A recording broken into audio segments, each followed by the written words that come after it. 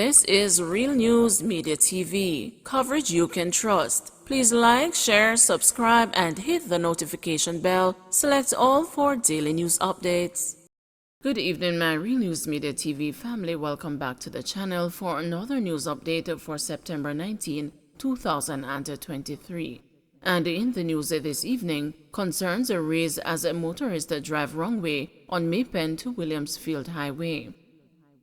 Motorists using a section of the Maypen to Williamsfield leg of Highway 2000 are being put at risk by others driving in the wrong direction on the road. The News' dashcam captured footage of a man driving a Toyota sedan in the eastbound lane heading westward on Tuesday.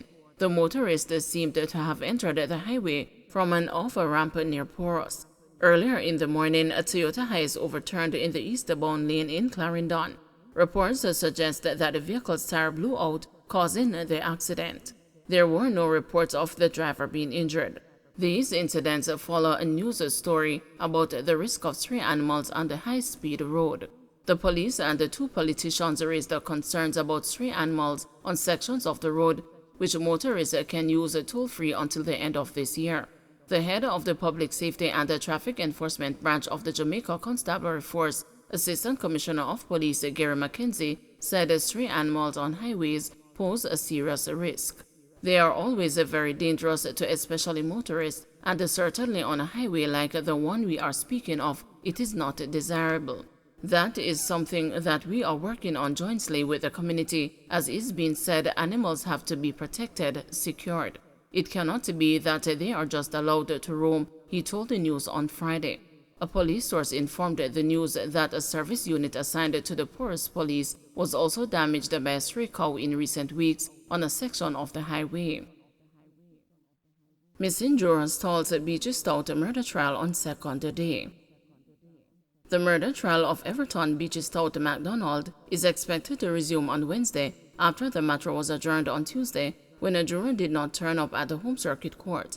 The News understands that the matter was stalled 4 hours. It was later discovered that the missing juror did not make an appearance before the court because of financial constraints. It is understood that the juror wrote a letter to the court registrar on Monday expressing that he could no longer participate in the trial as he was having financial difficulties finding a means to and from court. The court is currently trying to find a way to resolve the matter in order to continue with the trial. Tuesday marked the second day of the murder trial of Beachy Stout and his co-accused Oscar Barnes, who have been implicated in the July 20, 2020 murder of Tonya MacDonald. On the trial's first day on Monday, the first witness testified that his boss quickly returned to his usual business a day after his wife was killed. MacDonald's partially burnt body was found slumped beside her race car along the Sherwood Forest Main Road in Portland with her throat slashed. The male witness, who said he had been like a son to Everton, also claimed that shortly after Tonya's murder, her husband started saying that his wife had been unfaithful and that she was responsible for the more than $30 million going missing from a wholesale business he operated. The jury hearing the matter comprises 6 men and 1 woman.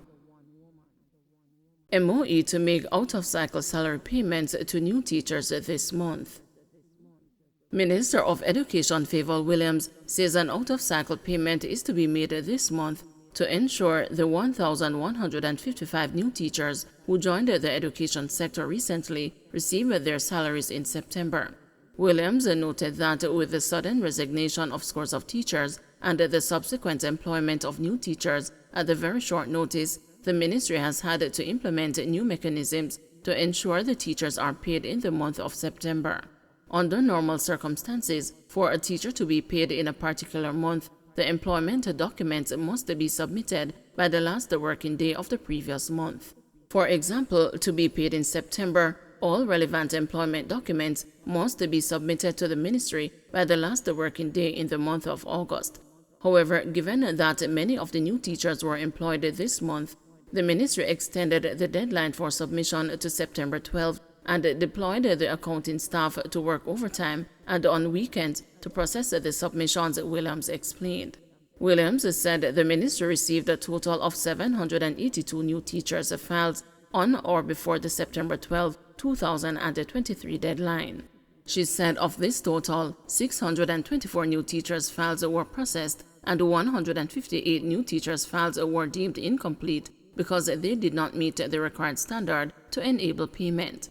Williams highlighted that 373 new teachers' files were submitted after the extended deadline of September 12. Given the importance of salary payment to our teachers, the ministry will do an out-of-cycle payroll during the last week of September to ensure that the 373 new teachers' files that were received late after September 12, the 158 new teachers with incomplete files, and any other submissions that are sent to the ministry by September 25 are processed once all required payment documents are submitted, Williams added.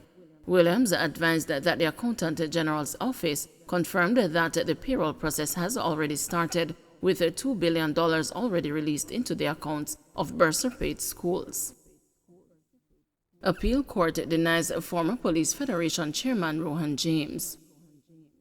An application by interdicted Police Federation Chairman Corporal Rohan James to be reinstated pending the hearing of his appeal has been denied by the Court of Appeal. James's attorneys had applied for a temporary stay so that he could resume his duty as a chairman of the Federation until the court heard a challenge to his interdiction by Police Commissioner Major General Anthony Anderson. That court challenge is set to be heard in the Supreme Court on September 28, 2023. James was interdicted over remarks he made in July at a funeral service for a slain cop. Following a probe, the police commissioner directed that disciplinary action be taken against James at a court of inquiry. James was also interdicted from duty with immediate effect at 3/4 of his salary. In a ruling dated September 14, 2023, the Court of Appeal said that the application for leave to appeal the interdiction was refused. In explaining its decision, the court said the effects of the action taken against James had been ameliorated somewhat by his salary being restored to 99%, although he has lost the benefit of 2 allowances, and the halting of the disciplinary process against him pending the hearing in the Supreme Court. The court also indicated that, as a consequence of James's interdiction, the Federation is now served by an acting chairman and other functionaries, notably a general secretary and other officers.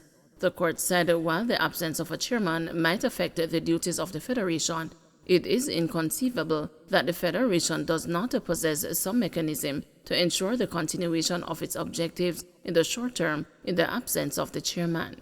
The former chairman is represented by Hugh Wildman, and the respondent is represented by Peter Champagny Casey and Nico Pagan.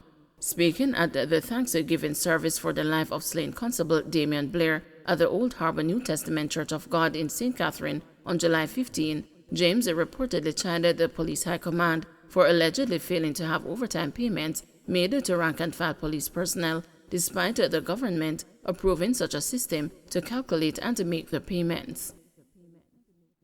Don't forget to like, share, subscribe, and hit the notification bell. Select all for daily news updates.